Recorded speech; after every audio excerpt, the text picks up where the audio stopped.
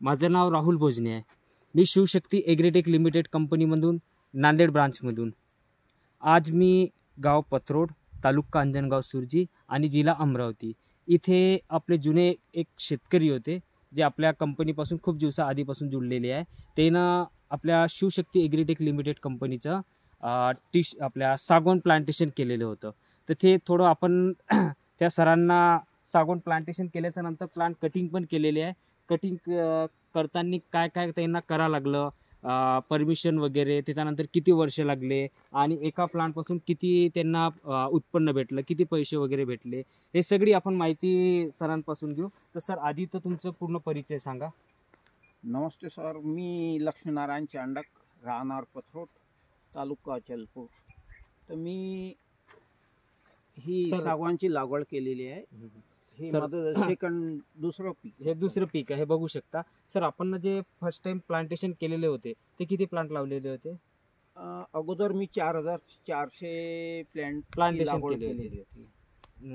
4400 plantation लागवड केली होती. मग सर, जसं आता पूर्ण ज्या टायमाला तुम्ही हे जे कटिंग केले प्लांट, ते किती प्लांट कट केले? मग तर हे 4400 पैकी 1100 प्लांट डॅमेज, खांडणी, लहानपणापासून काही आऊट गेले, काही परिपक्व झाल्यानंतर सौदा लेट झाल्यामुळे सोकून गेले, मग डॅमेज. म्हणजे असं 1100 आऊट झाले. 1100 आऊट झाले. म्हणजे अगर तुम्ही ना बघू शकता, जसं 4400 प्लांटमधून आपण 1100 आऊट केले, तर 3.5 ते 3.5 हजाराच्या जवळपास आपल्या इथे प्लांटेशन होते. 33चे प्लांटेशन होतं. तर सर, हे जे 33चे प्लांटेशन होतं, तर 33चे प्लांटेशन किती वर्षानं हे कटिंगला आले पूर्ण? हे कटिंगला तर 13-14व्या वर्षीच वयाचे ते कटिंगला येऊन गेले होते, पण सौदा न जुळल्यामुळे ते 3-4 वर्ष आणखी लांबले. सर, जे 13 वर्ष वगैरे, म्हणजे याच्यामध्ये काही थोडं दुर्लक्ष वगैरे तुम्ही सांगत होते का? काही थोडं पाणी वगैरे? दुर्लक्ष तर याच्यावर भरपूर झालं. अगोदर फक्त 6-7 वर्ष व्यवस्थित देखरेख झाली याची. नंतर पोझिशन ही आली की याच्यात जो मी संत्रा मिक्स होता याच्यात लावलेला, तर हे 6-7 वर्षाचे झाडं झाल्यानंतर संत्र्यावर आम्ही याचा भार पण होता, त्याला मी खत पाणी हे ते पूर्ण व्यवस्था होती. त्याच्यामध्ये हा पण मिक्स होतं हे झाडं. तर पाणी दिल्यानंतर हे झाडं इतके वाढून गेले की पूर्ण मंडपच टाकून दिलं. त्याच्यामुळे ऊनच नाही मिळालं त्या संत्र्याच्या झाडाला. त्याच्यामुळे ते पूर्ण 14 सालात आपले हे पूर्ण सागाचे कंप्लीट झाले होते. फक्त 3 वर्ष याच्यासाठी डिलेट झालं का? काही कारणामुळे थोडं लेट झालं हे कटिंग? नाही, तसं तर कापायला हे 10 वर्षातच येणार होते, पण संत्रा वाढल्यामुळे मग येणारा इन्कम एकदम झिरोमध्ये झालं. मग फक्त याचं कल्टिवेशन करणं आणि पाणी देणं, फक्त इतकं याच्यावरच मी मग हे. सर, हे जे 33चे प्लांट कट केलेले होते, त्याच्यामधून तुम्हाला किती पैसे भेटले? मग हा सौदा मी हुंड्यामध्ये दिला. हुंड्यामध्ये पूर्ण म्हणजे 1 टाइम. हे का आपल्या घनफूटने घेतलेले होते का टन वगैरे? म्हणजे डायरेक्ट नाही, तर मोजणी वगैरे केली त्याने, टेप वगैरे ना? जे घेणारे व्यापारी आहेत त्यांनी याचं पूर्ण प्रत्येक झाडाचं काउंटिंग केलं.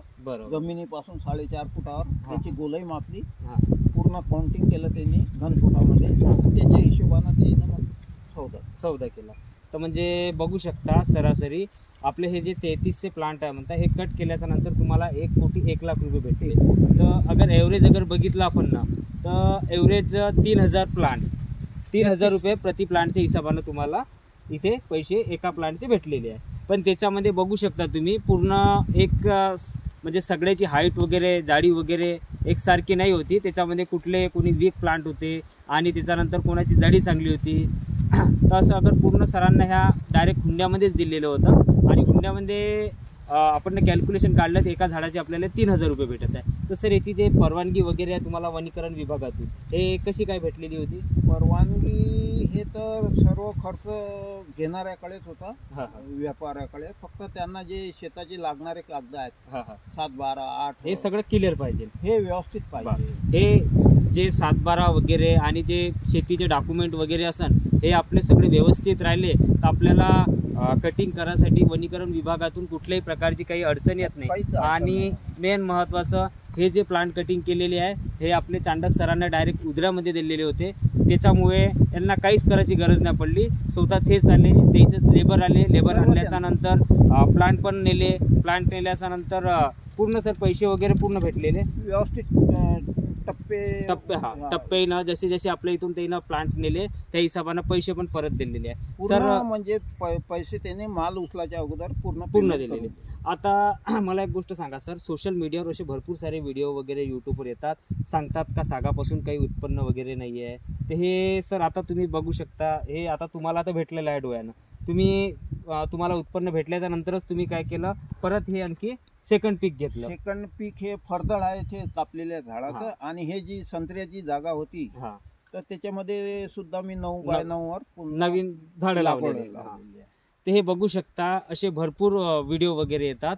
पण काय आहे, आपल्या शेतीचे सगळे कागदपत्र क्लिअर राहिले आणि जे झाड वगैरे आहे ते सगळं आपल्या हाईट वगैरे जाडी वगैरे व्यवस्थित राहिली तर आपण हे जे प्लांट आहे कुठल्याही आपल्या व्यापाऱ्याला देऊ शकतो. तर हे जे आहे तुम्हाला सर व्यापारी कोणाच्या मार्फत भेटला होता का डायरेक्ट ते तुमच्याकडे झाले? याच्यात कसं आहे सर, जसं हे संत्र्याच्या बागेचा सौदा होते, आंबिया बहार, मृग बहार संत्र्याचा, तर ते दलाल लोक राहतात, तेच व्यापाऱ्यांना आणतात आणि त्यांचा 1% कमिशन द्यायला. असं आहे का? तर 1 लाख रुपये त्यांचा कमिशन सौद्याचा. तर बाकी सौदा झाल्याच्या नंतर पूर्ण पैसे वगैरे भेटले एकदम व्यवस्थित, त्याच्यामध्ये काही तकलीफ नाही. तर हे बघू शकता तुम्ही आता आपल्या पथरोड गावामध्ये इथं चांडेक सरांचं जे टीक प्लांटेशन होतं ते कट झालेलं होतं. कट झालेल्याच्या नंतर त्यांना पूर्ण जे अमाऊंट आहे